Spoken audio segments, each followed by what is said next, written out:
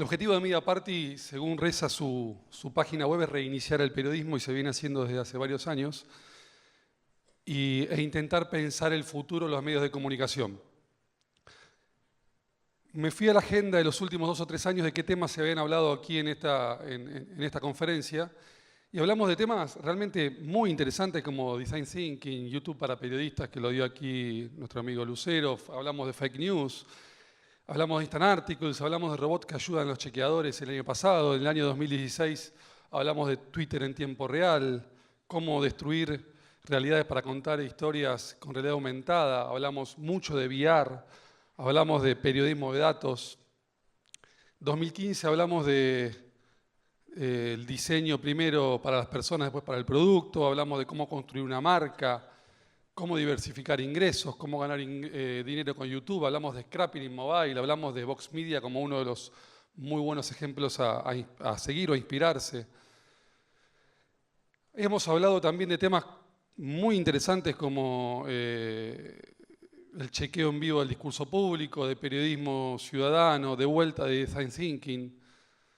Y uno, mirando todas estas temáticas tan interesantes, puede recurrir a analizar cuáles son las iniciativas que está viendo en el mercado, realmente muy buenas, lo que hace la gente de Sembra Media o de Ojo Público, el proyecto reciente de Chani Guyot de redacción. No conocía lo de la Diaria de Uruguay y me parece fantástico lo que están haciendo y me encantó haberlo conocido. El Fondo para Invención de Medios, que está por aquí María Catalina, hace un trabajo extraordinario, lo de Chequeado. El trabajo de Rosenthal Alves con casi 180.000 personas dando cursos online en todo el mundo en los últimos 5 o 6 años. La verdad que son personas que hacen por el futuro del periodismo muchísimo. Chicas poderosas, en fin, Anfibia, un montón de proyectos muy interesantes y hablan de la voluntad, del espíritu creativo e innovador para intentar defender el periodismo, como bien dice la cita de Mediaparty. Y los medios de comunicación un poco más tradicionales, estamos todo el tiempo en la búsqueda constante de nuevos modelos de suscripción y han aparecido buenos ejemplos, tanto de compañías muy grandes como de compañías mucho más pequeñas. Hemos avanzado en narrativas de video, en narrativas mobile, hemos hecho experimentos de VR, hemos mejorado la usabilidad de nuestro sitio, trabajado con newsletters, desarrollo de bots, foco en SEO, hemos hecho periodismo de datos, hemos capacitado nuestras redacciones, hemos empezado a producir contenido para diferentes tipos de plataformas. Sin embargo, pareciera que esto no es suficiente. En lo que nos hemos dedicado mucho tiempo en los últimos años ha sido extraordinario, pero no está siendo suficiente. ¿Y por qué? Y esto, el espíritu de la charla intenta no ser nostálgico, porque en general en este tipo de conferencias donde hay, esta afortunadamente no solamente tiene periodistas, sino también tiene desarrolladores e inversores y otro tipo de perfil de gente, pero en general las conferencias donde hay muchos periodistas falta un tango de fondo, son demasiado nostálgicas, donde nos lamentamos de lo que éramos y lo que no somos actualmente, y eso no es productivo. Si uno mira la capitalización de mercado de compañías muy importantes, al día de ayer, Google vale más que Time Warner, Disney, Comcast y otras compañías en conjunto. Una sola compañía vale más que todas compañías de muchas décadas y muy fuertes. Si uno mira el año 2006, cuáles eran las 5 compañías de mayor valoración en el índice de cotización en Estados Unidos, eran compañías como Exxon, como General Electric, como Microsoft, como Citigroup o como el Bank of America. 10 años después son Apple, Alphabet, Microsoft, Amazon, Facebook, todas compañías de la nueva era. En 10 años nada más. Si uno mira el mercado de la telefonía celular, de los smartphones, donde Apple con solamente el 19%, solamente entre comillas, el 19% de su market share tiene casi el 49% de los beneficios que se generan en el negocio de los smartphones. Y esto no es... Uno se puede preguntar ¿por qué ocurre esto? Esto ocurre fundamentalmente porque Apple ha logrado quedarse con toda su cadena de valor por proteger su marca y por tener un contacto directo con el usuario en la distribución. A diferencia de Samsung, que depende mucho de Verizon, AT&T u otras compañías para tener un nexo directo con la persona que compra el producto. Y además, la diferencia de Apple es que ha creado Apple Store. Pero lo fundamental de Apple fue haber mantenido en toda la cadena de valor no solamente la fabricación, sino el valor de la marca y el contacto directo con el comprador. Cuando vemos quién captura la publicidad digital de cada dólar que se invierte, las compañías de tecnología se quedan con el 61% de ese dólar invertido y el publisher llega a menos del 30%. Cuando vemos en la economía de la atención en Estados Unidos el año pasado, fin del año pasado, entre dos compañías como Google y Facebook, se quedan con el 63% del mercado publicitario y casi con el 95% de cada nuevo dólar que ingresa a la economía digital. Me parece muy interesante estudiar la industria del retail porque cuando hablamos de plataformas, estamos hablando de plataformas que impactan en diferentes tipos de actividades.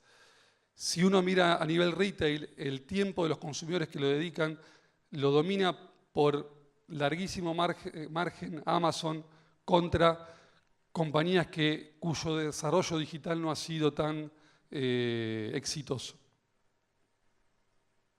¿Vamos bien? Voy muy rápido. Me pidieron que me apurara y soy un soldado. Cuando vemos la evolución del precio de la acción también en el retail de los últimos 12 años, vemos como la acción de Sears, de JCPenney o de Macy's, JCPenney y Sears bajando, Macy's creciendo muy poco, Target creciendo un 53%, estamos hablando de una década, ¿no? Walmart creciendo un 111%, Amazon creciendo casi un 5.000%.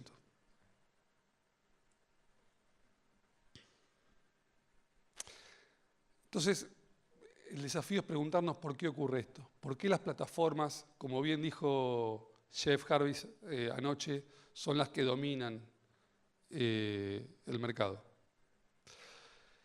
Inicialmente, la cuestión más importante para por ejemplo, un local que vendía algún producto era la locación. El estar cerca, tener un local muy bien ubicado cerca de la gente, era el valor diferencial para una compañía que vendía X producto. Luego, con la llegada de las autopistas y los trenes, se empezó a poder distribuir productos a otros lugares. Y con el tiempo uno podía empezar a adquirir productos de diferentes lugares porque básicamente las comunicaciones lo permitían. La siguiente etapa sobre la evolución de qué es lo que le da el valor de compañía, cuál es la fortaleza que le da valor de compañía, estaba enfocada en el producto, en la calidad del producto. Fundamentalmente en los Estados Unidos, esta es la época en la que aparecen los autos y los electrodomésticos, donde tener un muy buen producto marcaba el diferencial contra la competencia.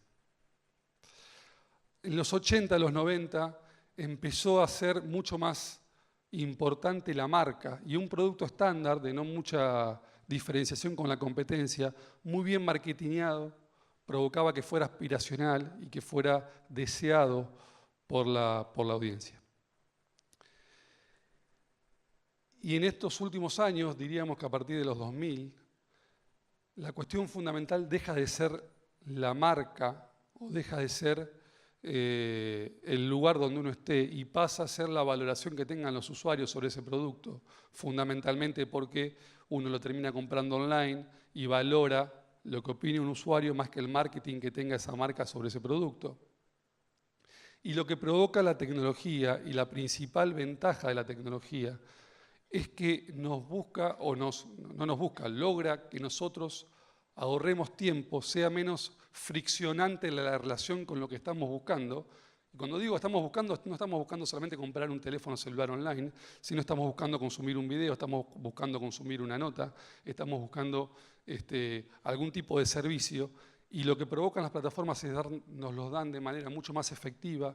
Nos dan el ejemplo de Uber. ¿Qué nos da Uber? Uber evita la fricción de la búsqueda de un taxi, la forma de pago. ¿Qué nos da Netflix? Poder ver contenidos de una manera muy ágil, sin ver publicidad, aunque ahora comenta que van a empezar a hacer algunos experimentos con publicidad. Básicamente lo que hacen las plataformas es hacernos la vida un poco más simple, más rápida, y eso tiene consecuencias para todo tipo de negocio. Entonces, el primer punto de la potencia de las plataformas tiene que ver con la diferenciación del producto, con la valorización de los usuarios. El segundo es el capital ilimitado que tienen este tipo de compañías, que cotizan en Estados Unidos, tienen una visión muy clara, o conectar el mundo, o poner la información disponible a las personas, o... me quedan 5 minutos. Por lo tanto, son compañías que Google, por ejemplo, tiene más dinero para poder invertir en tecnología que todas las compañías de comunicación del mundo juntas. Luego, como decías hace un ratito, son en plataformas que logran una integración vertical y dominan toda la cadena de valor. Desde la distribución del producto, desde la producción en muchos casos, o la integración inteligente de quienes producen buenos contenidos en una plataforma. Otra cuestión que les da la potencia que tienen las plataformas es el alcance global. Si uno ve y cuando uno no se imagina que una compañía como Apple tiene el 65% de sus revenues que vienen de afuera de Estados Unidos, el 54% en el caso de Facebook, el 53% en el caso de Google y el 32% en el caso de Amazon. Son compañías de alcance global. Otra cuestión es la tecnología y cómo utilizar la información para mejorar de manera continua sus productos. Y luego, hay un autor y un libro que les recomiendo fervientemente, que si no lo leyeron, y si lo único que logro de estos 10 minutos que les robo es que ustedes vayan a Google, compren este libro de Scott Galloway llamado The Four. Scott Galloway dice que le hizo una consultoría a Nike hace 2 o 3 años y la principal recomendación que le dio fue que mudara sus oficinas de Portland, donde está su sede central, a una ciudad donde estén las mejores universidades de Estados Unidos vinculadas con la tecnología y los negocios. Entonces, la vinculación de las compañías con el talento intelectual forma parte de una de los grandes motivos por los cuales las plataformas dominan. Reitero, The Four, de Scott Galloway, lectura altamente recomendada. Por lo tanto, estamos en un ecosistema de plataformas donde los medios, y esto sí parece nostálgico, pero por eso lo voy a pasar muy rápido, fuimos desagregados, donde antes concentrábamos en un solo lugar las noticias, los servicios, los clasificados. Bueno, apareció Craigslist y los clasificados, y fueron apareciendo diferentes opciones para el usuario que fueron desagregando el negocio de los medios de comunicación. Luego fuimos los medios de comunicación desintermediados para poder alcanzar a la audiencia y tenemos que estar en al menos 20 lugares, como puede ser Messenger o Facebook o Flipboard o LinkedIn o Twitter o WhatsApp o YouTube, etcétera, etcétera. Es decir, los medios, para poder llegar a la audiencia, tenemos que pasar por otras plataformas, es decir, fuimos desintermediados. El contenido pasa a ser un commodity, donde el dueño del contenido publica un contenido en Facebook o en cualquier plataforma, a los 5 minutos puede ser replicado por cualquier otro medio sin ningún problema y donde la originalidad pasa a perder importancia. Y finalmente estamos siendo desacoplados porque las plataformas y los bloqueadores de anuncios le permiten a los consumidores limitar todo aquello que no les genera valor. ¿A qué me refiero con esto? Voy cerrando. No les genera valor a un usuario elegir dónde informarse, porque básicamente lo puede hacer puede ser interrumpida su atención o puede buscarla en algún buscador. Visitar un sitio o una app tampoco.